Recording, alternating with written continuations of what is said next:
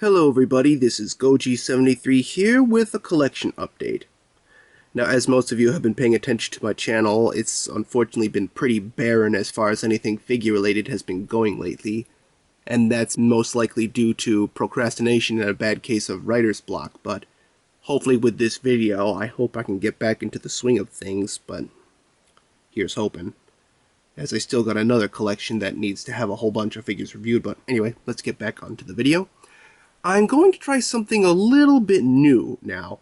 Most of my collection update usually consists of figures from Godzilla, Ultraman, and Gamera, and with this particular collection update, I'm going to be focusing on something brand new. And that is Godzilla 2014 merchandise. Yay! Yes, as most of you have most likely been paying attention, the new Godzilla movie has come out, and it's pretty good. For a Godzilla film, that is. And, as you've also been paying attention, a buttload of Godzilla merchandise has been coming out lately too.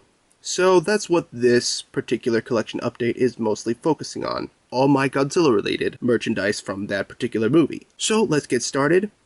First off, I'll be focusing on companies individually, and pretty much also by size as well, so let's get started. First off is the figures that came from Bandai, the usual Bandai. Oh, and by Bandai, I mean the one with the special features, so there's two of them. You most likely know them.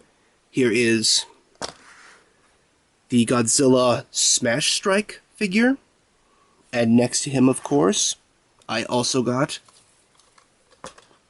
the Godzilla Tail Strike figure.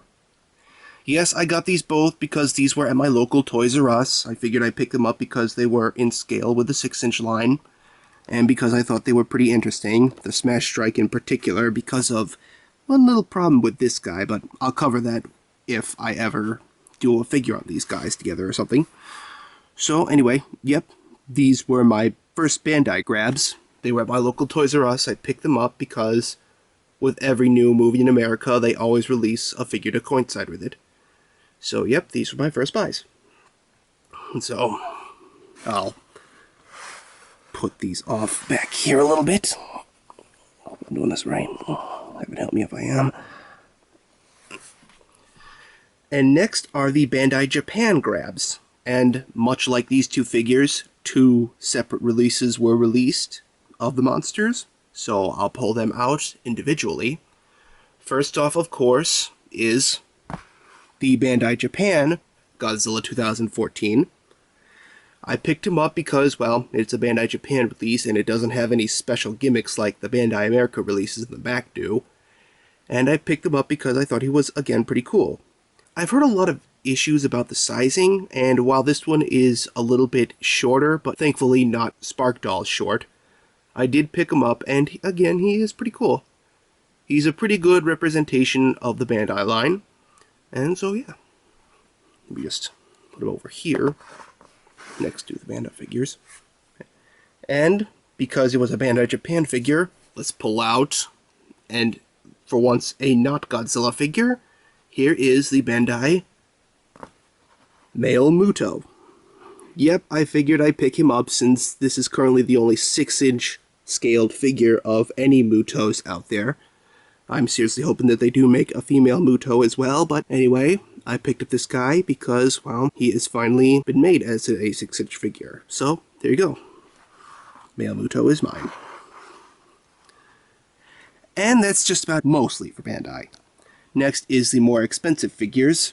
Next up, I move on to, well, NECA, or at least one of the NECAs, as you pretty much now know. Here is the next figure I got.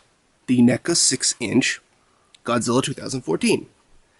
Again, he was actually a pretty local figure. I picked him up at my local comic book shop for a pretty good price of $20, or at least so I believe that's a good price. And so I picked him up, and there's been a lot of controversy between this and another figure that was released of Godzilla, but hopefully I'll take care of that when I get there. But yeah, if I ever get around to reviewing this guy and the other guy that caused a lot of controversy, well, I'll discuss my thoughts there. But anyway, pretty great figure, as you can tell, very nicely detailed. So I picked him up because he was local, and he's a pretty good figure. And of course, that other figure that caused a lot of controversy, and arguably a bunch of controversy elsewhere. Let's pull him out. The Monsters Arts Godzilla. Yep, I picked up the Monsters Arts of this guy, and much like a lot of other people who've had this problem, it came with defects. But defects aside, again, I definitely believe this is the most superior figure that has been released of the 2014 Godzillas.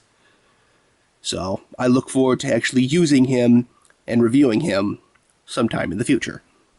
So, I'll put him next to the NECA, if I can squeeze him by there. And that's just about it for these 6-inch figures. And so, with me saying that, I'm going to have to move the camera back and probably all these other figures too, so if you'll just excuse me.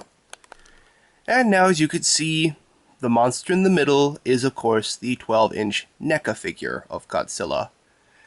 I picked him up also at my local comic book shop after the store owners there were gracious enough to hold on to one for me. And so I picked one of them up. And so, that just about does it for all of my usual Godzilla buys from the 2014 movie. I just figured I'd make this short little video to update you on how much of the movie I have been following, and just how many of the figures I have been purchasing of the new Godzilla as well. I do like the movie. The Godzilla design is pretty spot on and pretty good. And so, yeah, there you go. But anyway, just figured I'd make this short video. I hope I can get back to reviewing the other figures from my previous collection update. But unfortunately, I have no guarantees at this time, so I'm grateful to everybody who is still following me for my reviews, and I hope to get back onto them as soon as I can. But anyway, thank you. Bye.